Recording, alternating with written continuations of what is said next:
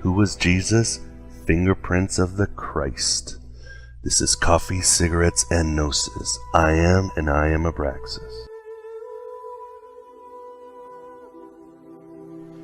This is the Coffee, Cigarettes, and Gnosis interview. With us, we have my favorite truth seeker, freethinker, and closet Gnostic, Acharya S. How are you doing today, Acharya? Well, hello there, my dear. It's nice to be on your show again. Always my pleasure, of course. And I don't know that I'm a closet Gnostic. A closet Gnostic. A closet Gnostic. Well, that's what I like to think. Let's see, what's the word? This is very weird terminology in Gnosticism, but I don't sit around and thinking about the pleroma and archons and stuff like that. Whether I'm in the closet or not, I don't really contemplate it very much.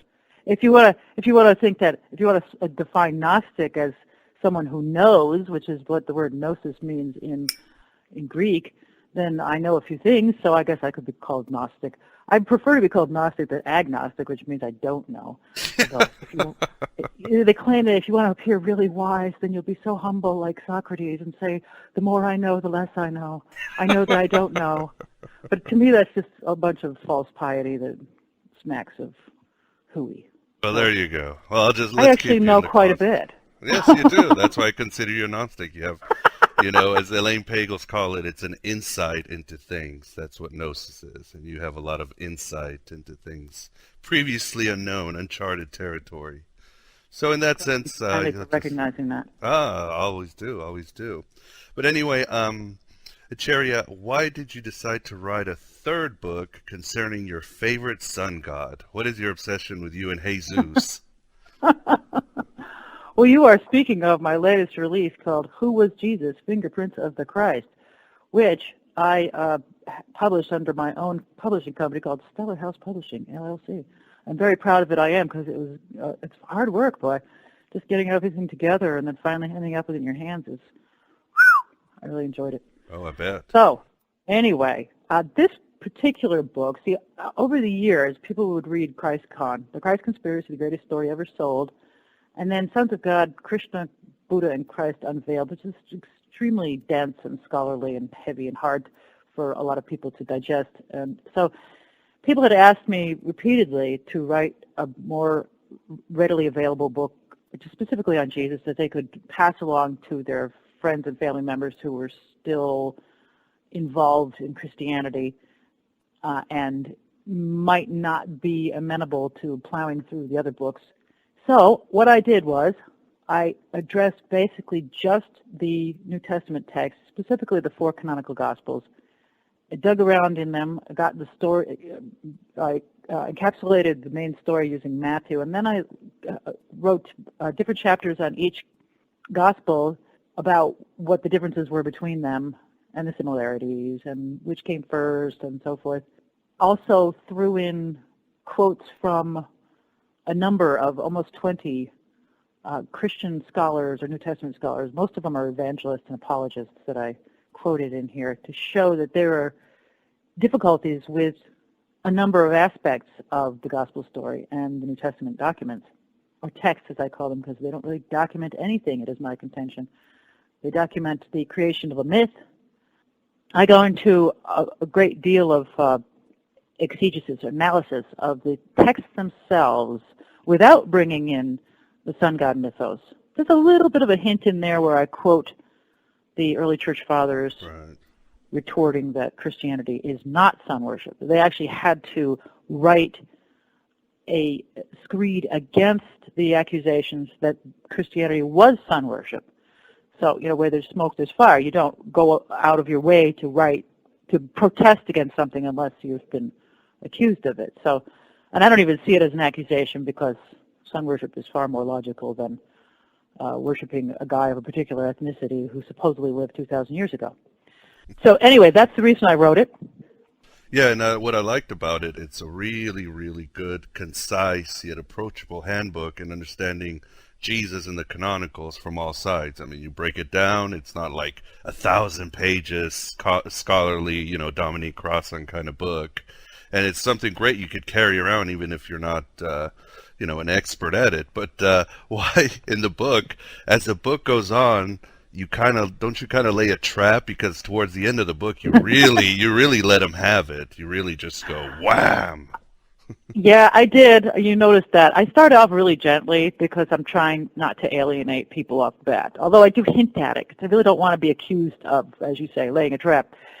So in the introduction, which is fairly short, I do hint that there are various perspectives of this story. Now, one is obviously the believing perspective. People believe that everything in the Bible is true, and Jesus was real, and he did all these things. And then there's what's called the Ephemera perspective, which is, well, there was some guy there, but he didn't do all the magic tricks. But the story basically has some historicity. And then there's a third perspective, and I don't really say what that is until towards the back as I'm leading people through the problems of it. And I did that pretty deliberately. I drop a little hint or two along the way so it wouldn't be completely shocking. But, I start off very, very much in the believing camp, and this is what the story is, and here's what the mainstream perspective and scholarship is on the subject. And then as you get back further into the book, then you start finding a few problems here and there. And I did intend it both that way, to lead the reader more or less gently to the conclusion, which is basically that there is no evidence that this character was historical and existed on planet Earth. And along the way, like I said, I drop a couple of hints about mythology, but I kept the comparative mythology down to a minimum because that really sticks in the craw of the apologists, that they focus on that so much that you lose your attention is taken away from the problems with the text itself. And so I spent a lot of time on the problems with the text itself. I did deliberately make this book as short as I could and as small as I could to be portable. Because people like these are great things to give out to somebody coming to your door, like Jehovah's Witness. Here, exactly. So everybody should have like 10 copies of this book, and they're say, "Here, read this. Here, read that." I would love to see that happen. That was the intention of making it the size it is. But on the other hand, it's pretty dense. I packed a lot of information into it. There's really no fluff and very little repetition. The one thing that is repetitive, I've been told by one individual, is that. I hammer home the point that there's really no evidence that this story ever took place in history. But that is the point of the book. So I didn't set out to make that conclusion when I first started researching this data, but that's what I came to. And now I decided with this particular book to do a real forensic CSI-style job on it, to show, look, even if we accept that this happened, there's some parts where I said, even if we accept that Jesus Christ is a historical character against all evidence, then we have serious problems with the story itself. There are contradictions, there are absurdities, there are repellent doctrines, there are anachronisms that make it just seems so artificial. And even if you can get past those parts, I don't think this guy was such a great character in the long run. I don't think this person would be worthy of worshiping. I don't think this person should be going down in history as the greatest man who ever lived. Not at all. There are so many other people on this planet who have done so much more and lived a little bit longer than that.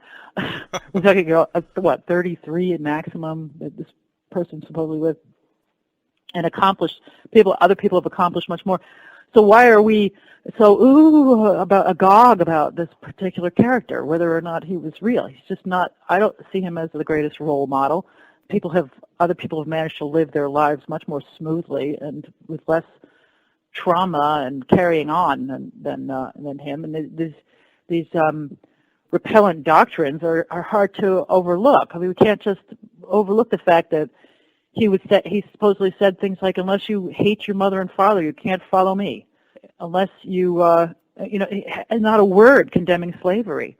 Slavery at the time, this is something ludicrous. Okay, when Jesus supposedly lived, now if you were the God of the cosmos, would you come down in a backwater where there is nobody practically? Or that's the depiction in the story. It's all this small, tiny place with just a few handful of people and shepherds. In the land far, far away, yes, like Luke Skywalker or something. Yeah, that's right. He was out in the middle of nowhere. Now, that isn't even reality of the time. It didn't happen like that. It didn't look like that. The background of the Judea was not all shepherds and wilderness. It was thoroughly built. There's only 90. This is what I also point out. You notice I included a map in my book. Oh, no, you didn't see that map. But there's a map to show that 90 miles long the story took place in. You take this dinky little area, and all this drama is going on there, and people think that it's off in the middle of nowhere, and nobody else would have been aware of what's going on. That's why we don't have any evidence that he existed and so forth. But the fact remains that this was a well-trodden path from Babylon to Egypt for hundreds of years before that, and then you have other parts of what became Turkey, and even down the coast from Greece. That would be your land route going through there to Egypt. If you want to go to Egypt, this was not an isolated area. It became isolated because, and I'm starting to wonder if this isn't deliberate, after 70 CE, 167, when, I'm sorry, 135, when Judea was destroyed. First Judea and then all of Palestine were destroyed. I mean, was this destroying the evidence or lack thereof, to cover up their tracks? Or, well, it's all destroyed. Nobody can really go back there and check and see if anything happened that we're talking about. That's pretty interesting that there was no ability to go check on this story because the countryside was destroyed. People were dissipated. So you have this tiny little area here. And the reality is that it was well built up, it was well trafficked, and yet nobody ever heard of this guy. There's no record of this person ever existing at any point in history. There's no archaeological finds. Nothing. Zero, zilch. No writer makes mention of him or Christians or Christianity until, it is claimed, the end of the 1st century with Josephus. And as we know, and as you know, I have this gone into details on all of these. Again, these supposed references. I add even more material in this one, who was Jesus, addressing some of the really lame references that are raised by Christian apologists like Thallus and Phlegon and Mars Serapion and stuff like that. Africanus is my favorite. The sun was blooded for a second. That means that was Thallus. He's reporting oh, okay, sorry. Centuries later on a supposed phenomenon in the 1st century. And we don't even know if this guy wrote in the 1st century, Thallus. There's another Thallus. There are other Thalluses. So it all hinges on this. And they use the most egregious sophistry when they report these things. Like, they'll say, well, Thallus did not deny that Jesus was Christ. See, Thallus never used the words Jesus or Christ. He never said it. According to the one line we have from Africanus or Cincillus, whoever came first, that Thallus reported on what sounds like an eclipse. There's no mention of Christ in there, that this eclipse happened at Christ's death. That was all added to the story. So then you have, like I said, this sophistry where, well, so-and-so didn't deny that Jesus existed. Well, therefore, that's a testimony to Christ's existence. That's the best they can do. And like I said, this is a CSI investigation. That's not going to stand up. You can't have such a ridiculous commentary like that and have that taken. If you took it into court, it'd be laughed out of court. So. In other words, because no one denied that so no one has denied that you didn't commit the crime. Therefore, you didn't commit the crime. I mean, it's ridiculous. One of the first things people always kind of fall into believing Jesus was historical was they assume that the Gospels were written right after death of Christ, but you prove quite the opposite, right? Well, I'd like to think I proved it. That's part of the book that I'm most fond of, I have to say, the dating section of it, because it really hasn't been. There's certain aspects of it that I've never seen anywhere. Most of this book is original in the sense that I used, some of it is just like pointing out contradictions and inconsistencies and so forth, but being filtered through my mind, chronological problems, stuff like that, that some of these, of course, a lot of these arguments have been made before, and I have credited them where credit is due in many places. Naturally, I have many footnotes and a fairly large, extensive bibliography. But the late dating aspect of it, there have been other people who have noticed this over the years, and it hasn't been given as the attention that it should be because, of course, naturally, the people who noticed it were shouted down and ridiculed. Even though, from a CSI-style forensic perspective, they were accurate. For example, in the 19th century, which, regardless of the disparagement of the 19th century, the fact is that a lot of incredibly good scholarship was done during that time, and there are reasons for that. And that would be a whole other show. I agree. The conspiracy behind the dumbing down of the educational system. We had a person called, well, he was anonymous when he released this book, very thick book called Supernatural Religion, that went into detail on virtually every early Christian writer, the first 2-3 centuries. Now, since we have almost nothing, the only thing we could really point to from the first century would be the Pauline epistles and maybe something with Clement of Rome, but other than that, everything starts in the 2nd century. That's my contention with the Gospels as well, the canonical Gospels. So this person's Supernatural Religion went for the first few centuries, which would be the 2nd and 3rd centuries, and went through all of the works of the Christian fathers, the early church fathers, of which there are a significant amount. It's quite a challenge to go through them. And he went through them in the original languages, the Greek and the Latin. Because, again, back there in the much disparaged 19th century, back then, they actually knew Greek and Latin. These people were very well educated, much better than they are today, the ones who we find in the field often. So anyway, going through the Greek and the Latin, he went through with a fine-tooth comb and tried to find anything that resembled, well, particularly verbatim, but even not quite so verbatim, anything from the canonical Gospels.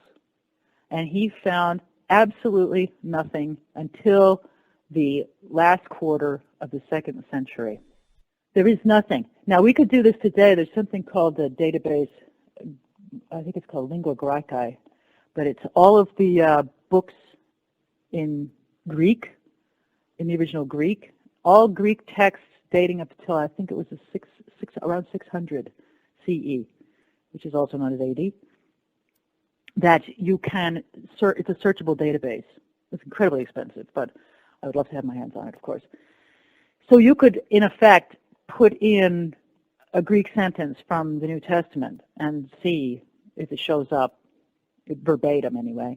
And I don't know the parameters of the search engine, obviously, because I have never used it. But this database would be fantastic because we could then find out exactly when all this started. But in any case, without the database, with the text before him, he was able to discern that, again, the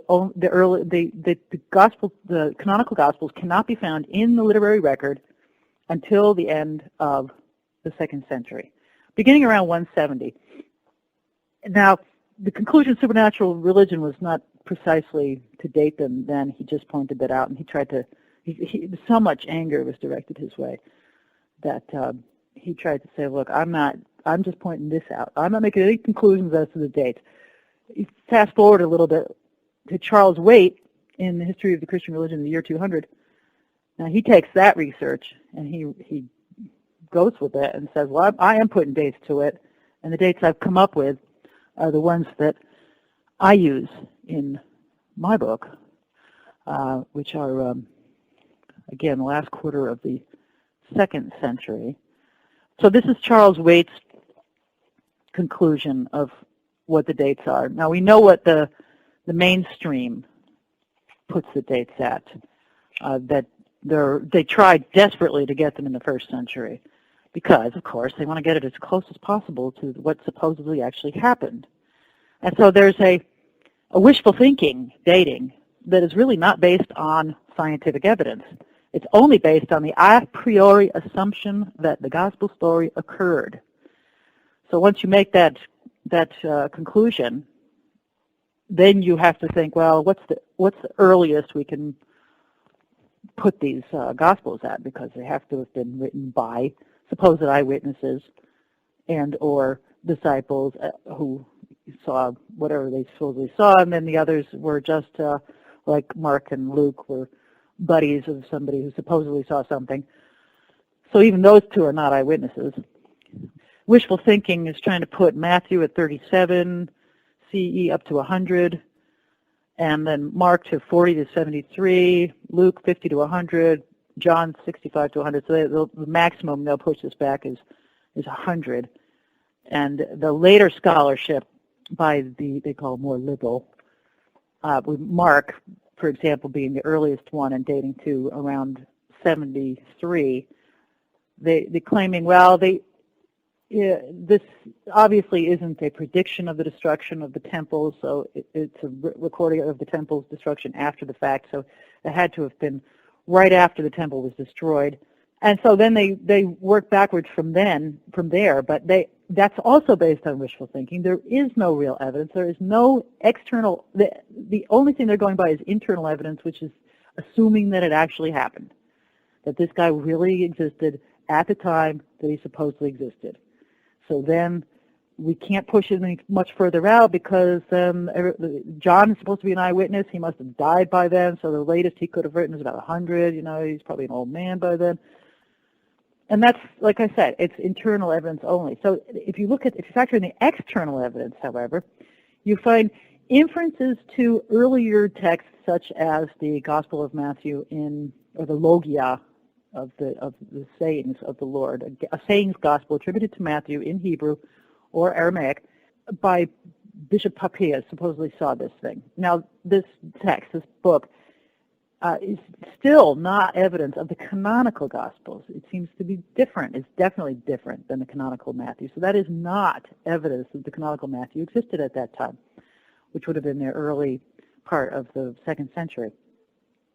So same thing with Justin Martyr, and I go to the details in WWJ, Who Was Jesus, that Justin Martyr also really provides no solid evidence that the canonical Gospels existed. I have an extensive argument in Sons of God about that, about Justin Martyr in particular. A little bit less, much less actually in ChristCon, and then there's a little bit different, some more. All of these books have added information to them. I don't repeat myself. Try not to anyway. This is what was demonstrated was that if you're looking for real instances of reference to anything that could remotely be determined to have come from the canonical Gospels themselves, not until the late 2nd century. What Charles Waite's the dates Charles Waite came up with were Luke 170, Mark 175, John 178, and Matthew 180. I go into a little bit of discussion of the different priority, the reasons for problems with the priority. Because things like, if Mark came first, why didn't he mention the divine birth? He seems to assume the reader knows something already. Then if Mark didn't come first, why doesn't he mention things that are in Matthew, and so on? That order, I don't really go into details of why the order is. You'd have to look into weight. But I do give some really interesting data on why the Gospels, besides the fact that externally they do not appear in the record until that time, I also give more data on how internally you can date them to that later time as well. For example, the Lucan prologue. I dug up, I had help, but I was able to dig up quotes in the original Greek from some of the church fathers, such as Origen and Jerome and Epiphanius, where they appear to be referring to Gnostic heretics as writers that Luke, in his prologue, also refers to. In the prologue of Luke, he states that many had tried to put their hand to writing the diegesis before him, the diegesis being the narrative. Right at the beginning of the Gospel of Luke, he's saying, many have tried to write this story before me. there's been much curiosity. Who are the many? Of course, early apologists wanted to say, well, that's Matthew, Mark, and John. But there were problems with that. First of all, as one of the, I think it was also Origen, said no, because they didn't try to write the narrative. They succeeded. So they are not part of the many. We can exclude the canonical gospel writers from that, from the many. So other church fathers tried to determine who the many were, and they mentioned Basilides, who did not exist until, or did not publish until the second quarter of the 2nd century. And they also mentioned the Gospel of the Egyptians, Gospel of the 12 Apostles. And I dug up the Greek and the Latin for these fathers making these comments. That was not easy to do. Oh, I'm sure. Jesus. They don't make this. Nobody else. This is the thing that you got in this book that you can hardly find that anywhere. So if you pick up my book, you now have that in your hand. Some of this research was really quite tenacious. I was like a pit bull going after it, and like I say, I had to help. So I provide the original Latin of Jerome, who is also appearing to point to, he's specifically addressing the prologue of Luke, the Lucan prologue. He's saying, the evangelist Luke declares that there were many who wrote Gospels when he says, for as much as many, etc., which being published by various authors gave rise to several heresies. Remember, this is Jerome I'm quoting. They were such as that, according to the Egyptians, the Gospel according to the Egyptians, Thomas and Matthias and Bartholomew, and that of the apostles and Basilides and Apelles and others. It would be too tedious to enumerate. So anyway, we have this bombshell in the Latin. Oddly enough, if you go to look up, this is the preface to his commentary on Matthew from Jerome. If you go to look that up in English, you can almost never find that translation. You certainly aren't going to find the original Latin, but they remove the translations you find online, for example, in the preface. You won't even find that paragraph about the prologue and the many, the Egyptians, the Thomas and Basilides and Apelles and all that. They've edited it out. I had to dig up the original Latin, and I got that was Wade's translation. There's also a book called by someone in Theron who also has a translation. It's a little bit more, let's say, up in the air as to what he's saying, but I don't think you could make any other conclusion. That he's specifically addressing the many, and he's mentioning these Gnostic heretics. Now, what's the problem with that? Well, the problem with that is that means that Luke could not have been written until all those other Gospels had been written. There's no evidence that any of those people wrote any of those Gospels before the 2nd century. The many that Luke is superseding, some of these people lived up until 138, maybe the middle of the century, 150. He could not have been writing his Gospel any earlier than that. It's my contention, this is also Wade's contention, that Luke is also largely basing his New Testament on the work of the Gnostic heretic. He's called a heretic now, but he wasn't then. Marcion. Marcion, in fact, was almost I believe, a bishop of Rome. And at the last minute, somebody freaked out, and basically he had contributed quite a bit of money. He was a well-known churchman. He was well-respected, but he was also somewhat more true to what was happening. And there's this whole debate whether or not the Gnostics, the docetic Gnostics, mean that Jesus Christ never existed in flesh. They did say that he did not come in the flesh. Now, they're trying to make that sound as if, well, it really happened on earth, but he was this guy in a weird body. When, in fact, within Gnosticism, as far as I'm concerned, it all takes place in, the pleroma? No, it's not in this dimension, not in the 3rd dimension. So you cannot say he existed historically, even within the docetic Gnosticism. They're not claiming that he was in a fleshy body at any point. It can be happening in a dream world, but that doesn't make it historically true. Marcion comes and puts together the first New Testament. That should be a clue, too, to the dating. Yeah, middle of the 2nd century. There's no mention in this New Testament. There's no Gospel of Mark or Gospel of Luke, or rather Gospel of John or Gospel of Matthew. In fact, they're not heard of. And what the later churchmen did was say, well, Marcion took the Gospel of Luke and removed this part and removed that part and changed this part and whatnot. But in fact, what it looks like is Luke took Marcion's Gospel and added to it and changed it and edited it and so forth. That's what it looks like. And when we start looking at, well, what about Mark and Matthew, and they all three have parts in common, it looks like it's Marcion's Gospel again. That's the common, one of the common texts, because there are several common texts being used here. Waite has broken Luke down into, well, it wasn't him, but I think it was, it was a German scholar, broken the text into 33 that Luke drew on. Looking at Luke even further, we have that sort of evidence going on with the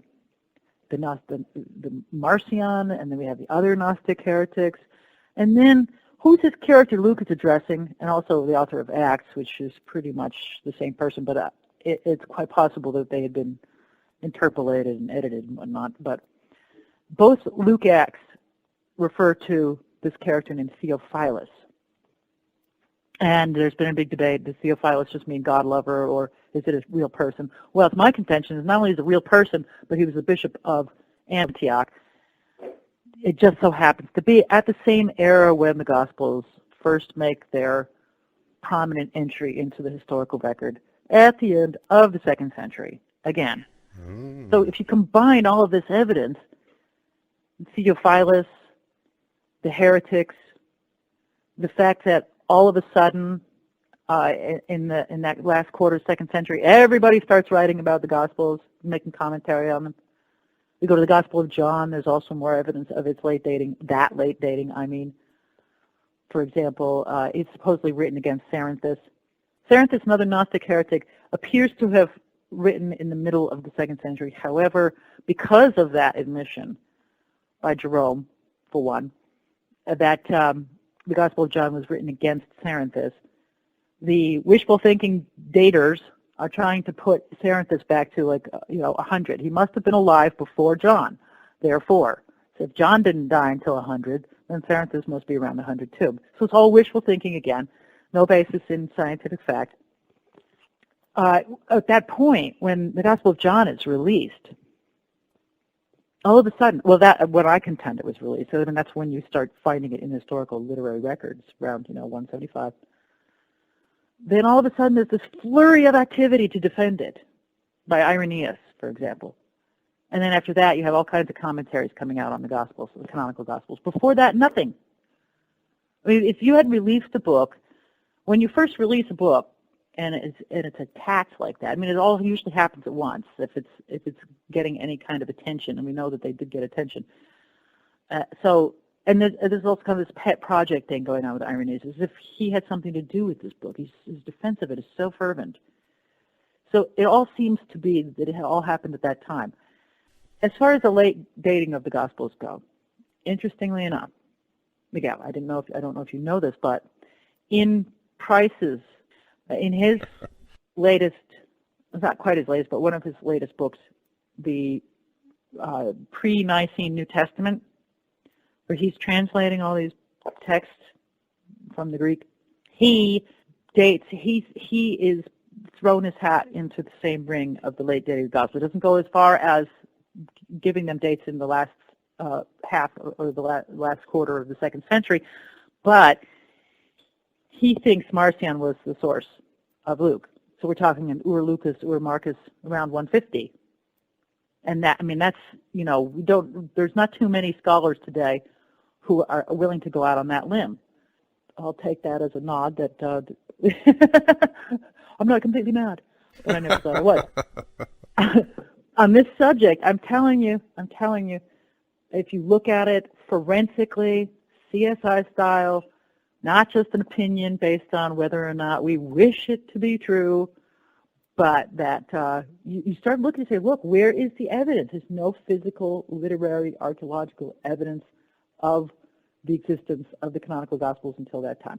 As I said, I didn't start out to to discover that, I discovered it. And it just, lo and behold, fits into a lot of other interesting aspects of this mystery.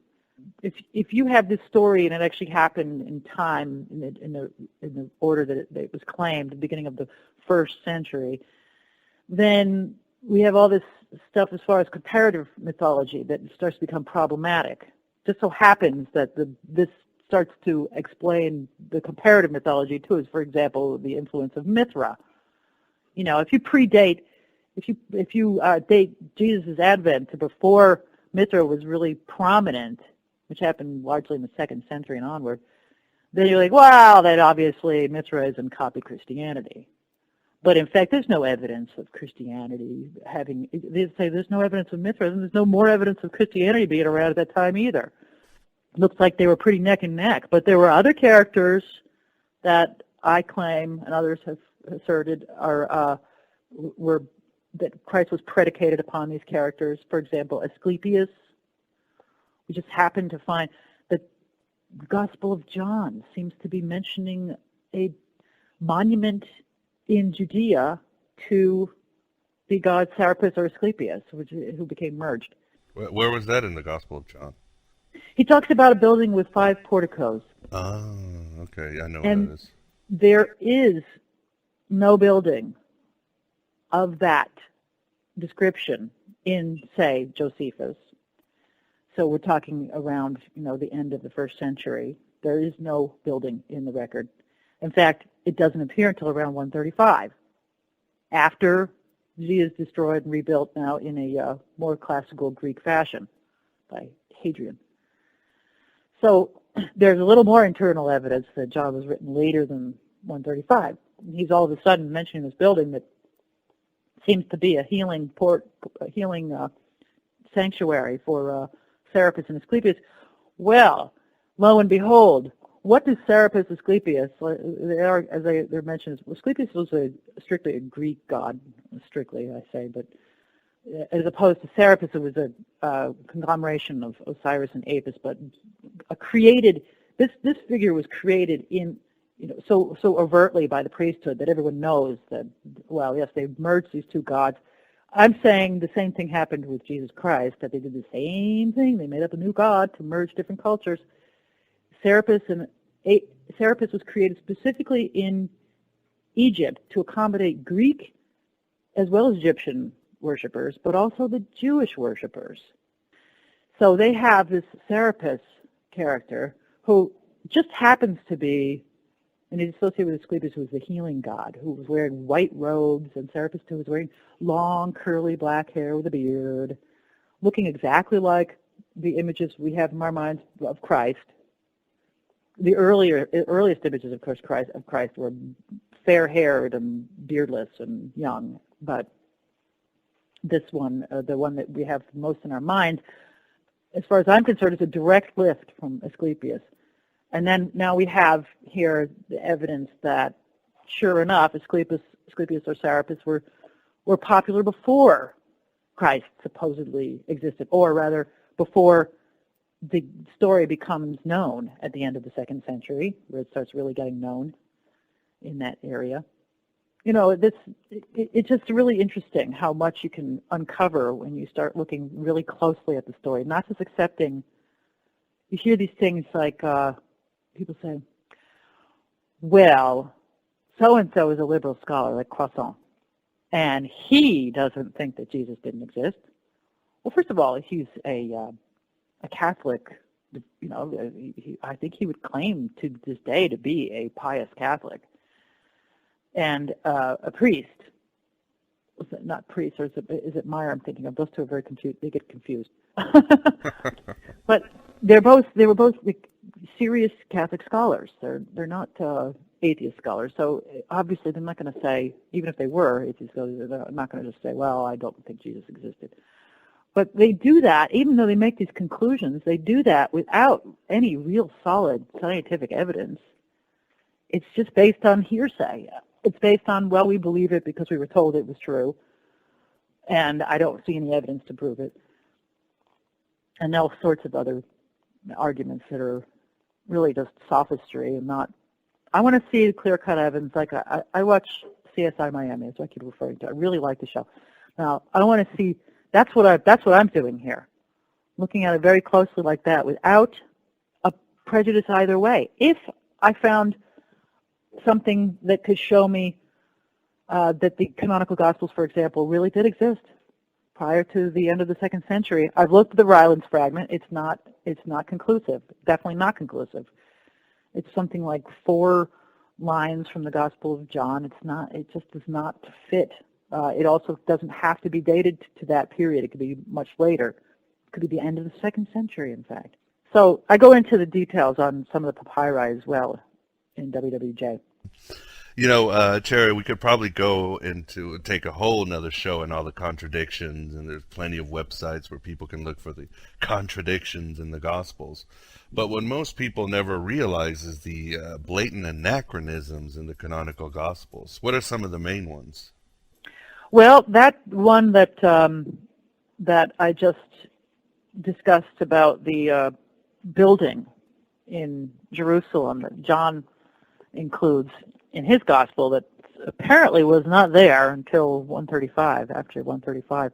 That's one big one.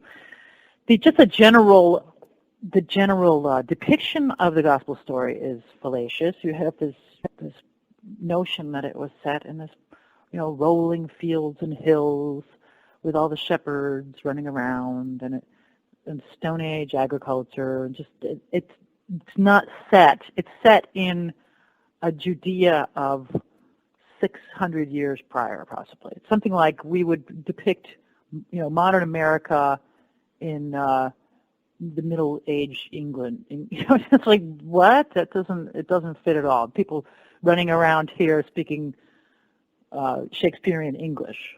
Yeah, that's what they've done. You have these people.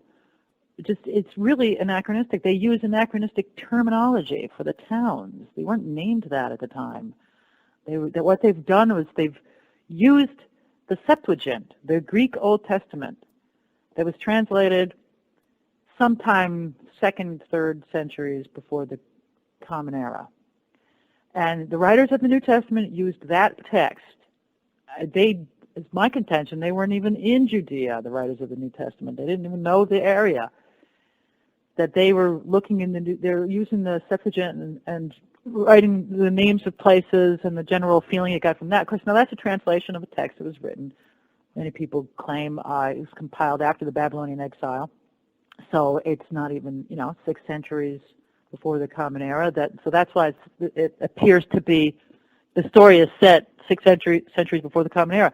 In the meantime, instead of this vast wilderness of shepherds, if you read Josephus describing the territory, and the archaeological records certainly will bear this out, it is densely populated.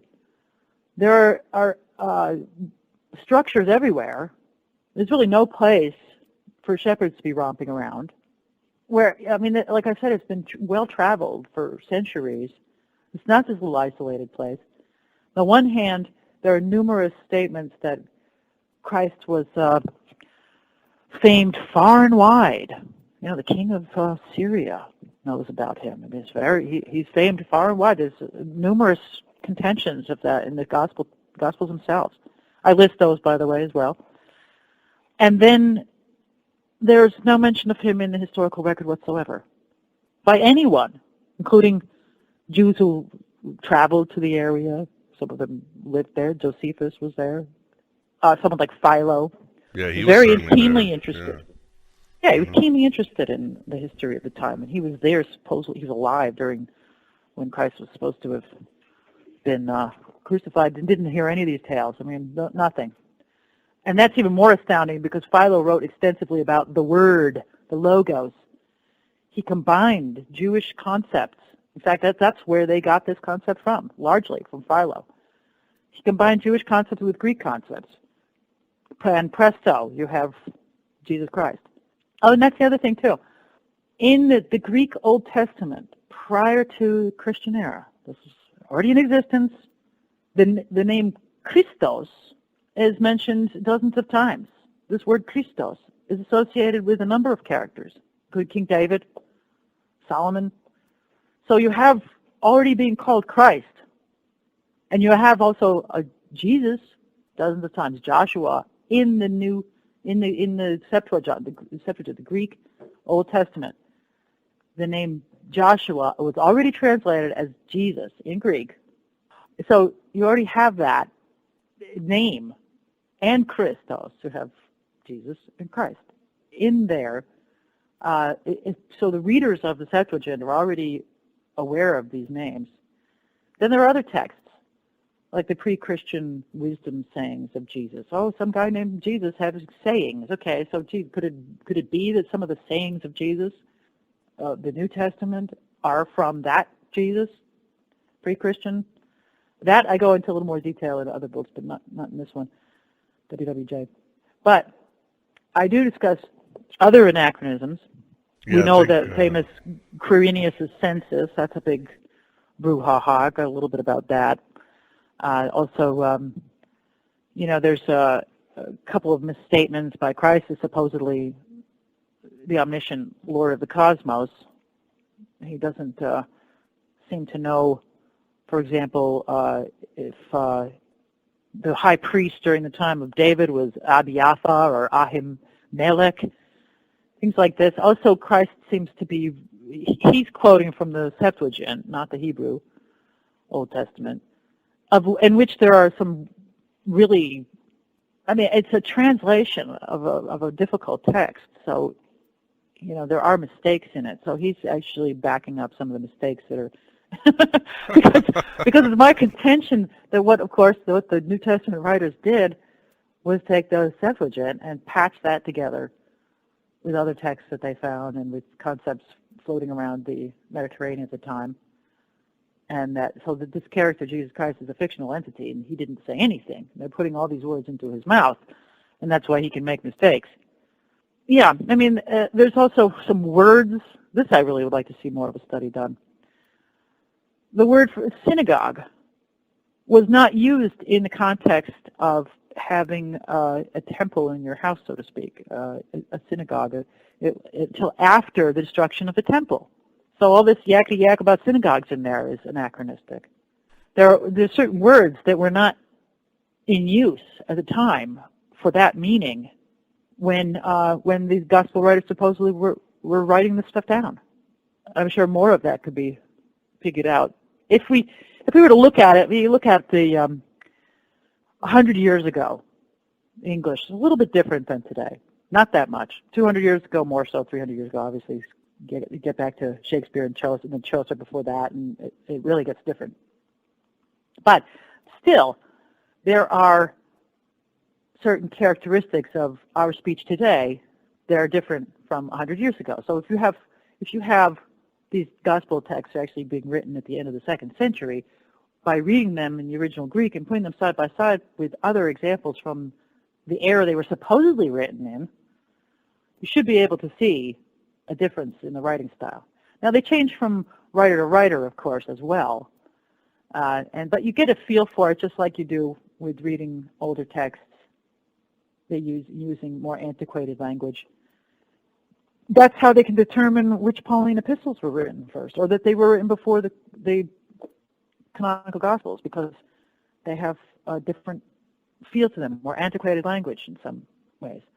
We know that this is a study that's done. Now, if we can get people with clear minds to do this study and look at it without bringing in their religious prejudices, saying, well, this really happened, and let's not say either way that it happened or it didn't happen. Just let's look at the data purely and see.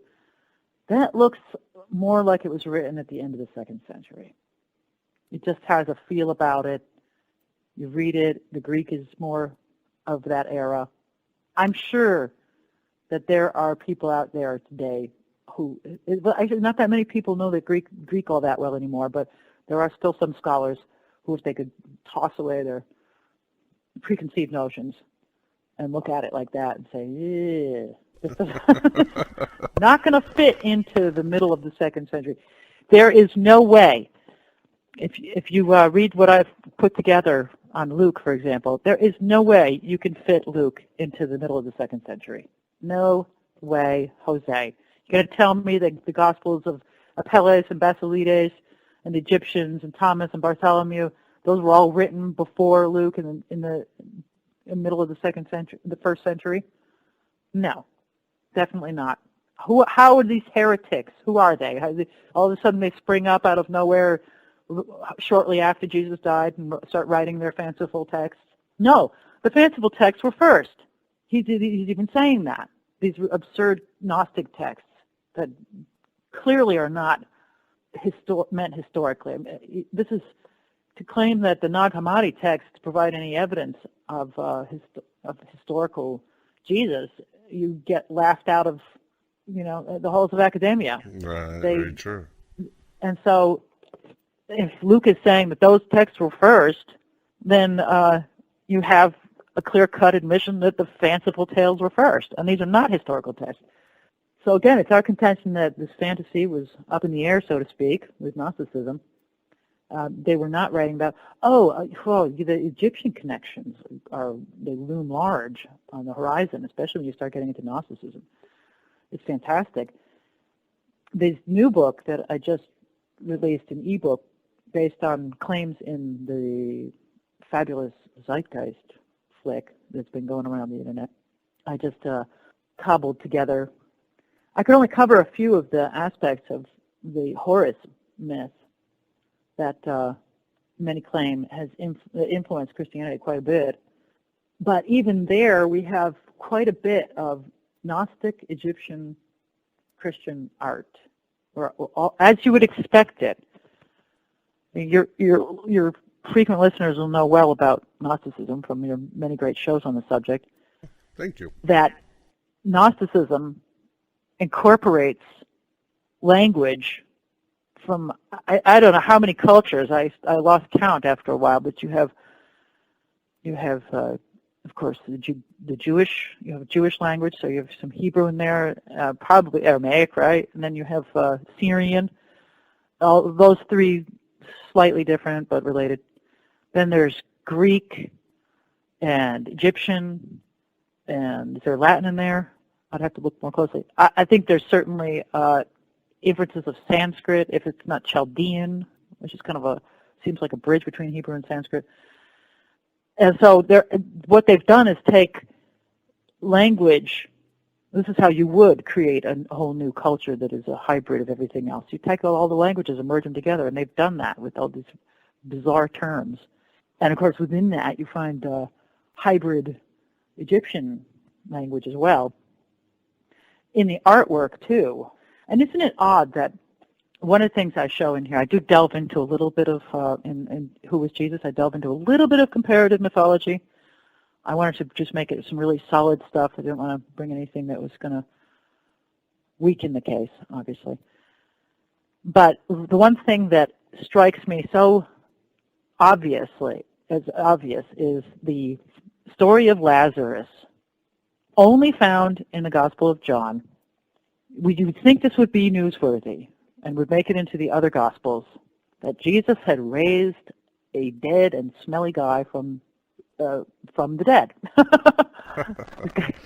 Well, he does that he does raise other people, but this one it's because it's 4 days or something like that. Yeah, Jairus' daughter. Well, interestingly enough, I contended this in ChristCon, I contended it in Sons of God, I contended it in Who Was Jesus. That story is Osiris being raised from the dead, period, no question about it.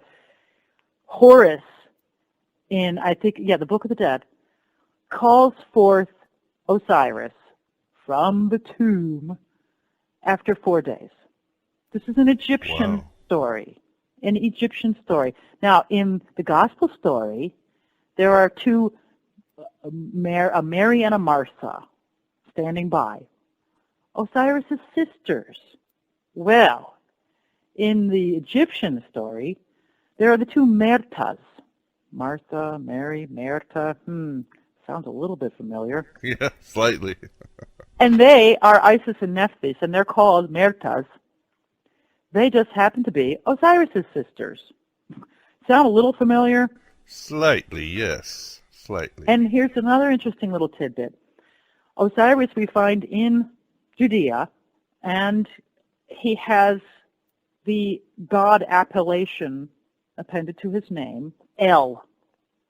Now the one artifact we have is Osiris El, or Osar El, but there's no reason that we couldn't switch that, and it would be El Osiris, be Lazarus.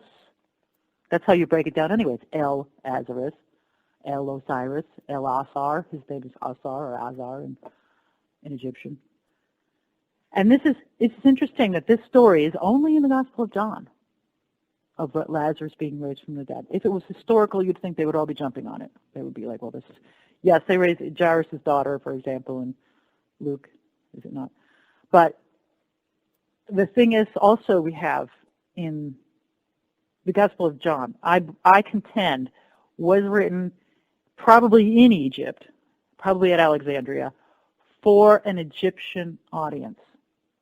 I am 100% certain that it was written for an Egyptian audience, and that is why we have the raising of Lazarus in that book, Gospel of John. And the prologue, too. I mean, that's right out of Philo, isn't it? The prologue with the word.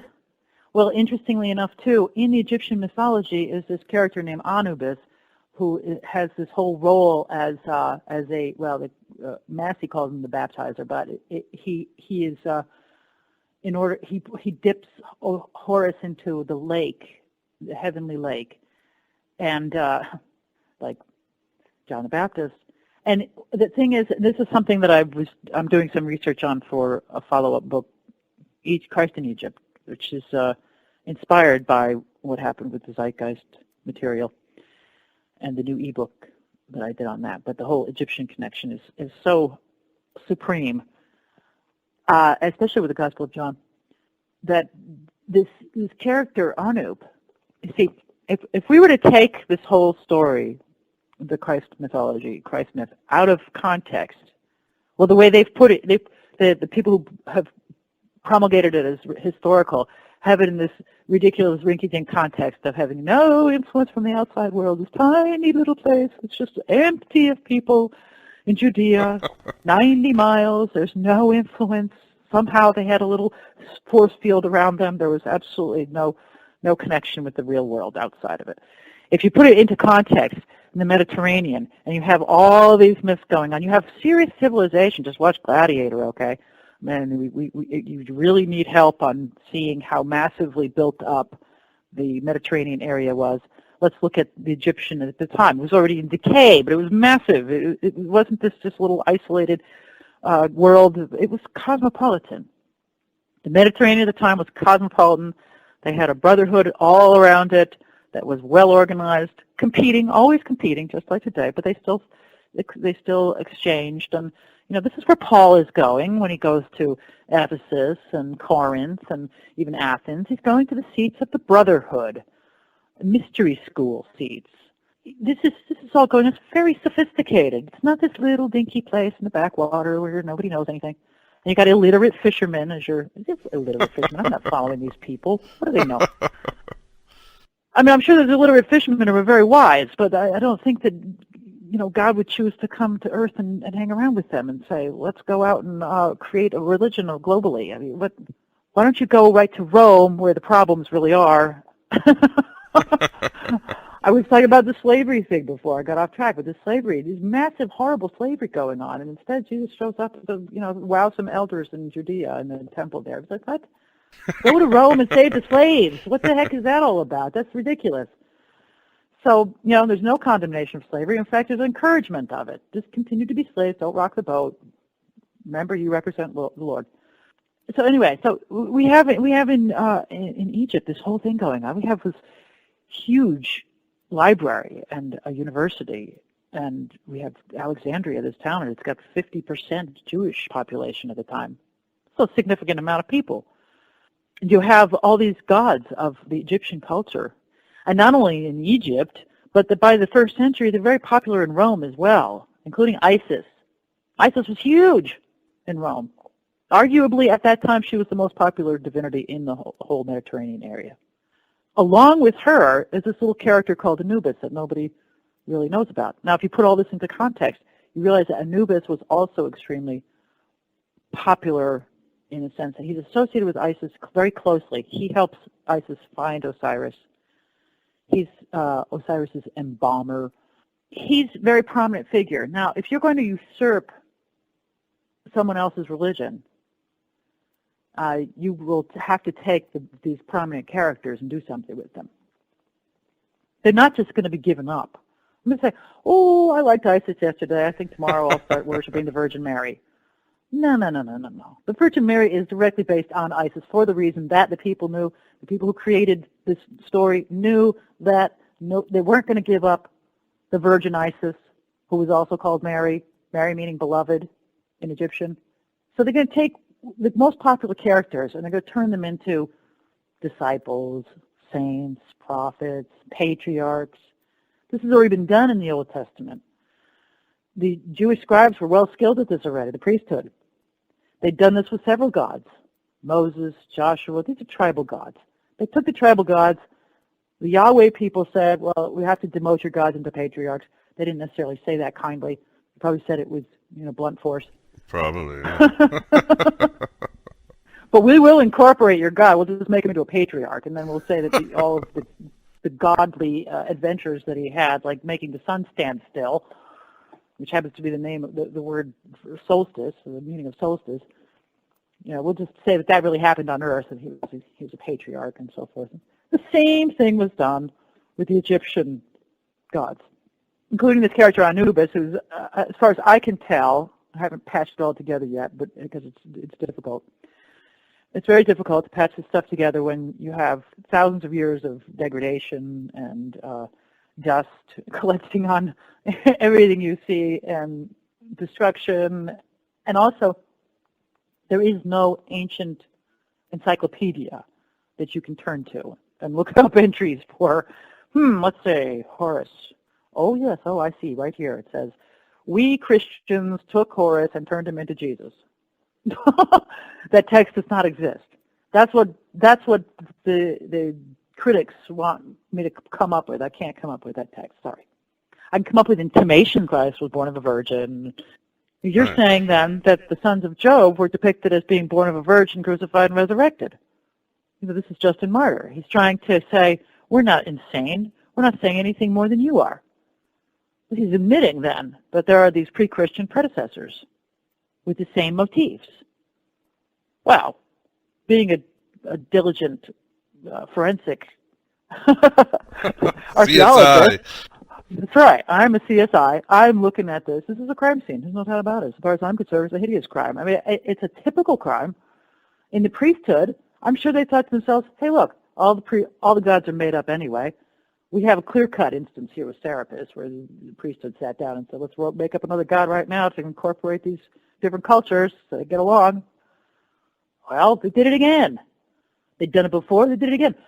If you do not believe in Dionysus and Hercules and Zeus and even Ganesha, the elephant-headed god in India, or the Egyptian gods, or Hermes, any of these gods, you're claiming those gods are unreal. You're saying they're myths. Obviously, somebody made them up. Who made them up? Priests frequently have made them up. Well, I'm saying that one more was made up just the same way. And this was the big daddy of them all, because they rolled together as many cultures as they could find in that area. And they picked as many of the most cherished qualities or motifs or themes, characteristics from all of those cultures. And they rolled them all into one. And they didn't have a nice little encyclopedia that they could scratch out the name of. Well, today we're going to imitate Dionysus. Let's scratch his name out and put Jesus in there. They didn't do that either. They picked and chose various motifs, rolled them all into one, made a cohesive story. And now, as a CSI, I have gone back and picked apart the motifs and traced them as best I can, and I continue to do this, to their original source, as original as we can get. Sources. A lot of them are several divine birth tales that they could have drawn on, and so on and so forth. Well, Acharya, that's you definitely covered all the ground we needed. But I have one last question for you, and this is always the one which I don't understand. But why do you think fundamentalists have such an obsession with the King James version? You show in your book that they shouldn't. Yeah, I spent a considerable amount of time analyzing the King James, how it was put together, and it's hard to believe that there are people today who will insist that it is also inerrant. Many, even evangelical scholars, have given up on the notion that any of the translations are inerrant. The claim that the originals, the autographs, the first thing out of the pens of Matthew, Mark, Luke, and John, those were inspired. Those were inspired. Of course, they've been destroyed. Well, that doesn't make any sense either, does it to you? It's like, well, God came to earth, went to an awful lot of trouble to get his word out there, and then let his autographs all be destroyed. Yeah, that makes a lot of sense. Actually, we know why they were destroyed. Yes. Uh-huh. Covering up the tracks. Anyway, so we've got these mysterious inspired originals, and then everything from that is up until recently, there were people who absolutely insisted, and they still do, some of them still do, but even within the fields of academia, they would insist that the King James Version was inerrantly translated by God into the language that God wanted everyone to know. People in academia generally do not take that viewpoint seriously anymore. There are still King James inerrantists, however, who will cling to that notion. Against all reason, is all based on what they've been programmed with. There is no scientific basis for this claim at all. In fact, the science shows the opposite. The texts that they used to translate the King James Version were all late Greek texts. Since then, much more study has been done on earlier Greek texts that have been discovered, such as the Codices Sinaiticus and Vaticanus. And those texts you will find have been used for the basis of the Revised Standard Version, which I also use. I use two versions, essentially. I throw in a few others in Who is Jesus.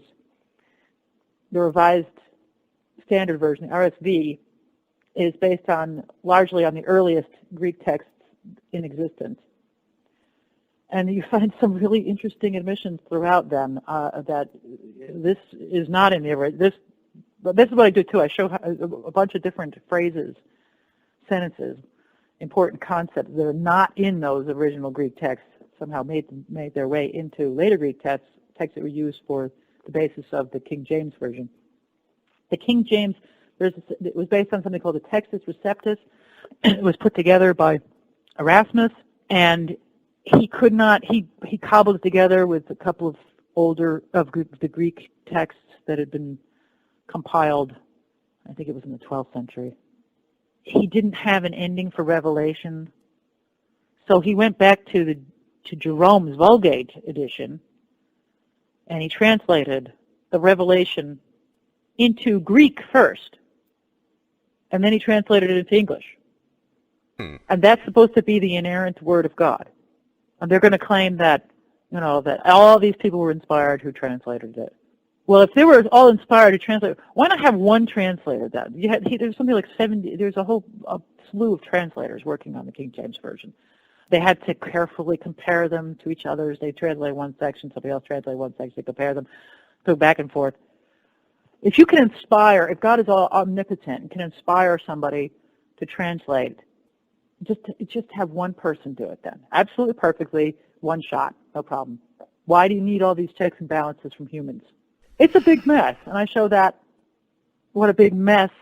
All these discrepancies show up, and I dug around in the footnotes of these translations and brought out some of the more juicy, bizarre things, like the Ascension.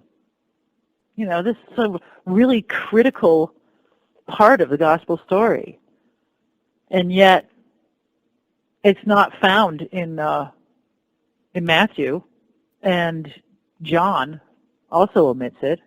So all of a sudden you get it in Mark, but we find out, well, behold, it's an addition. Luke kind of again, looks like an interpolation there. So how could Matthew supposedly was there when it happened. He just happened to forget the ascension? Matthew and John, the only two eyewitnesses, do not write about it. John is full of magical tricks and miracles. Does not write about the ascension. Jesus floats up into the air in front of these people, but they think, I don't know if I want to mention that. We are setting out to prove that this guy was the God of the cosmos, but that might sound a little far-fetched. Could it be that it didn't happen? Could it be there was an afterthought when maybe the writers of the New Testament heard other people's stories, or other God stories, like maybe that of Buddha? Buddha ascending into, ooh, you know what? That's a good one. Let's put that in there. I think that's how it happened. I think that's how it happened with almost all of the miracles in there. Came across another miracle. Water to wine. You know, we got a lot of followers of Dionysus. Yeah, Dionysus turned water into wine, didn't he? Let's stick that one in there. Sounds good. We want those followers of Dionysus to respect our God. How about miraculously escaping from a tyrant at birth? Gospel of Matthew. I heard of this little story about Krishna. Miraculously escaped from a tyrant at birth, showing his power as God. Ooh, that sounds like a good one. Let's put that in there. The Gospel of Matthew, I contend, was written not necessarily largely for an Indian audience, because it wasn't that large, but there was an Indian audience in the Roman Empire, and they were telling these stories, evidently. We even find Indian artifacts in the Roman Empire. This is the thing that people don't realize either, but they take it out of the milieu. Lift the story out, and then nobody realizes how much cultural influence was occurring, cultural exchange from many different cultures. There had been a trade to India for centuries. You know, you had Alexander the Great, but you also had a sea trade going through the Red Sea and extending down into past the Arabian Peninsula and over to India. And there were spices, and they found statuary of Roman gods, at least one, Lakshmi, at Pompeii, in the ruins of Pompeii. You know, so there was plenty of India. Again, you could watch Gladiator, you get an idea of how multicultural it was. There was people from all over the place, and they all had their gods, and they were exchanging stories. Well, my God did this, and my God did that. And they always try to top each other, you know, especially the priests. So that's how it came about. and that's what I keep trying to show in one book after another. Yeah, well, you've done an excellent job, and certainly with this book, Who Was Jesus? Fingerprints of the Christ. But I think that's all the time we have today, Acharya. Once again, I'd like to thank you very much for coming on Coffee, Cigarettes, and Gnosis. Oh, I appreciate it, as always. I had wonderful interviews with you, and I know that we can keep doing this for as long as there is civilization and we are alive. Yes, until they come get us. Somebody will. Sooner or later, somebody's going to come and get us, so we just got to get it done. But anyway, good luck with the book, and we will talk to you soon. Thank you very much, my dear.